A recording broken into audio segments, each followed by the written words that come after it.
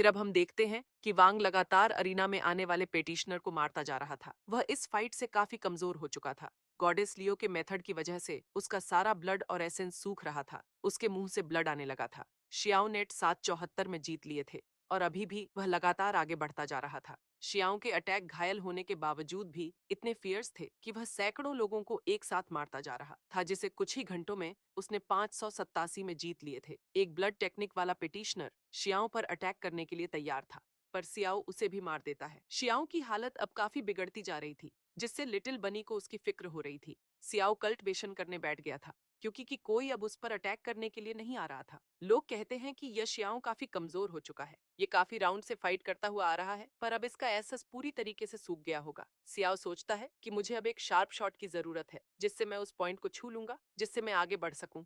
मैंने अपना सारा ब्लड जला दिया है और अब मैं निर्वाणा रियम में पहुंचने की प्रोसेस को शुरू कर पाऊंगा। यनक उन सभी लोगों से कहता है कि क्या तुम लोग देख नहीं पा रहे हो, आओ काफी कमजोर हो चुका है और अब वो ज्यादा अटैक सन नहीं कर पाएगा, इसीलिए तुम सभी उसे एक बहुत बड़ा फियर्स अटैक दे सकते हो। सभी लोगों को लगता है कि वो एक फियर्स अटैक करके शियाओ को मार सकते हैं, इसीलिए वो सैकड़ों पेटिशनर शियाओ पर अटैक करने के लिए जाने लगते हैं। सियाओ अपनी डालू इमोर्टल सोर्ड को अपने पास ले लेता है और उन पेटिशनर को मारने लग जाता है। सियाओ के अटैक का सामना करना उन पेटिशनर के बस की बात नहीं थी। शियाओ काफी जल्दी से सभी लोगों को मार रहा था। उसकी शॉट की वजह से वह पूरा अरीना गूंज उठा था और अब तक शियाओ ने 800 मैच जीत लिए थे। शियाओ की हालत अब और ज्यादा बिगड़ती जा रही थी। लोग सट वैली के उस वंशज जिसका नाम गुजियान युन था, उसे कहते हैं कि इस हुआंग की लगभग सारी एनर्जी खत्म हो गई है और तुम्हारे पास अपनी पूरी एनर्जी है, इसीलिए तुम इसके खिलाफ एक्शन क्यों नहीं लेते और इसे खत्म क्यों नहीं कर देते। सियाओ सोच रहा था कि मेरी बॉडी में सुप्रीम ब्लड मौजूद है, उसे छोड़कर मेरी बॉडी का पूरा पूरा एसेंस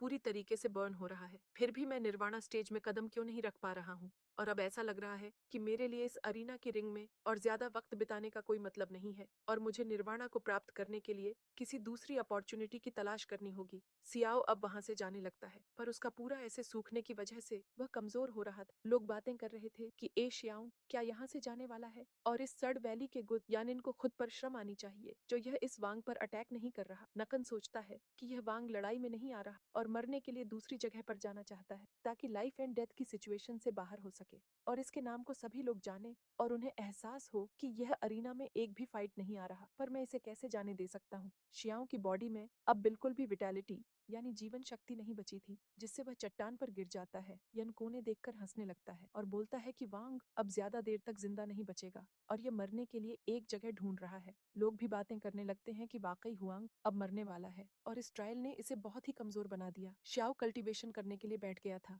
सभी को लगने लगा था कि वांग को अब आसानी से कोई भी मार सकता है। नकुन कहता है कि यह वांग एक भारी व्यक्ति है, फिर भी इसने मेरे लोगों को चोट पहुंचाई और एशियन इमोर्टल्स के कई सारे गोड्स को मार डाला, इसीलिए हम इसे आराम से मरने नहीं दे सकते। हमें अपने लोगों की आत्माओं को शांति दिलाने के लिए इसे तड़पा कर मारना होगा, इससे ही हमारे अपनों का बदला पूरा होगा। वह सभी नकन की बातों से एग्री करते हैं और कहते हैं कि यह शिया अब अरीना से बाहर हो चुका है, जिससे हम इमोर्टल एजेंट के लोग भी इन्हें मार सकते हैं। कायू शेम भी अपने साथियों से कहता है कि अब शियाओं के अरीना से बाहर होने की वजह से हमें भी कोई रोक नहीं सकता। हम शियाओं को प्रोटेक्ट कर सकते हैं और वह शियाओं के पास जाने एल लगते हैं, पर नकन की नजर पहले से ही उन पर थी। वह अपने साथियों से कहता है कि जाओ और इन्हें मार डालो, तो कई सारे पेटिशनर उन्हें घेर लेते हैं और नकन अपने बाकी साथियों को हुंग पर अटैक करने भेजता है। शियाओं के सभी दुश्मन जो उसे मारना चाहते थे, उन्हें भी लगता है कि वाकई एक रेयर अपॉर्चुनिटी है जिससे शियाओं को मारा जा सकता है। वो कहते हैं कि वांग, ये तुम्हारा आखिरी वक्त है, तुमने हमारे लोगों को काफी बेरहमी से मारा,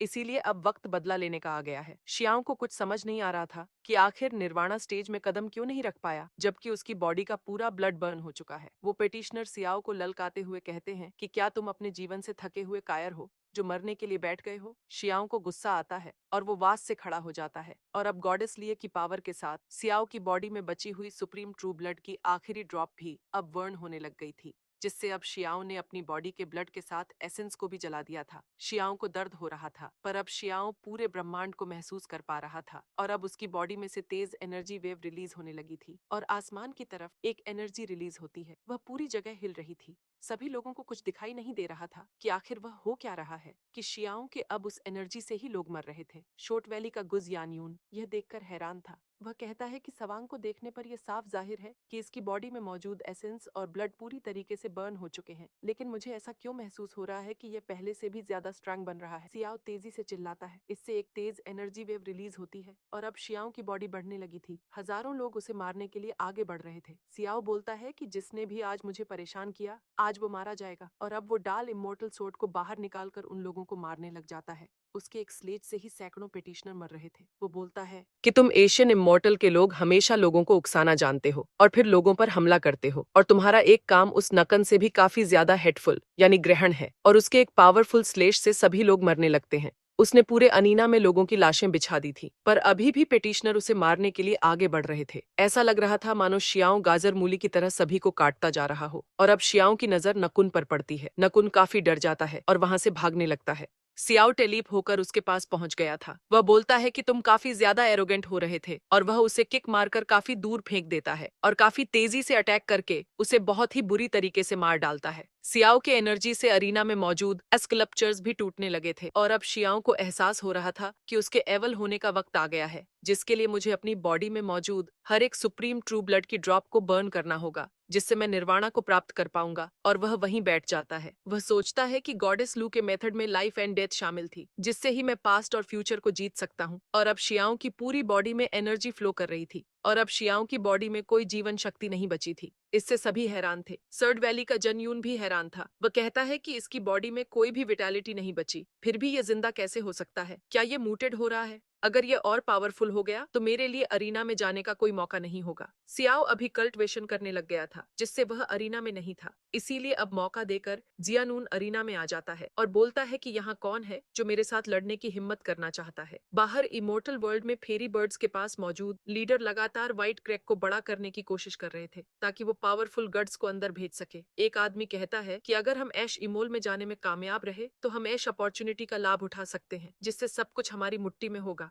वहीं अरीना में गुजियान यन लगातार लोगों के साथ फाइट कर रहा था और उसने पूरे 200 मैच में जीत हासिल कर ली थी, पर अभी भी शियाओ कल्टिवेशन करने में लगा हुआ था और उसकी बॉडी पूरी तरीके से म्यूटेड नहीं हुई थी। जहां न्यून अपनी सोर्ड को अपने पास ले लेता है और बोलता है कि यहाँ और कौन है जो अब अरीना में आने की हिम्मत करना चाहता है। आसमान में तेज एनर्जी फ्लक्चुएशन होने लगते हैं और निंग चौहान एक तेज एनर्जी के साथ वहां चुका था। सभी लोग यह देखकर हैरान थे। लोग बातें करते हैं कि क्या निंग चौहान आपदाओं के बीच गिरकर मारा नहीं गया था? यह 6 क्राउन चैंपियन है और यह अभी भी जिंदा है। इसका मतलब इसकी पावर अब तक काफी बढ़ गई होगी। गुजियान निंग चौहान को देखकर डर रहा था, क्योंकि वह उसका सामना नहीं कर सकता था। वह सोचता है कि निंग चौहान अभी अपनी फुल एनर्जी से भरा हुआ है, पर मैंने अपनी बहुत सारी एनर्जी को खो दिया। और वो निंग चवा से कहता है कि मैंने अभी लगातार 250 मैच में जीत हासिल की है और मैं शोट वैली का एक वंशज हूँ, और अब मैं और आगे फाइट नहीं करना चाहता। इसीलिए अब आप इस हरिना में प्रवेश कर सकते हो और लोगों को चुनौती दे सकते हो। ये कहकर वहां से निकल जाता है। निंग चवान इससे मुस्कुराने लगता है। इसी के साथ यह एपिसोड यहीं पर खत्म हो जाता है। गाइस, नेक्स्ट एपिसोड में निंग चवान और शियाओं के बीच एपिक फाइट होगी और हमें शियाओं का एक नया लुक देखने को मिलेगा। अगर आप वो वीडियो जल्दी देखना चाहते हो तो इस वीडियो का एक 100 लाइक इस जरूर पूरा कर देना। साथ ही इस चैनल को सब्सक्राइब करने के लिए आपका तहे दिल से शुक्रिया। Thanks for watching.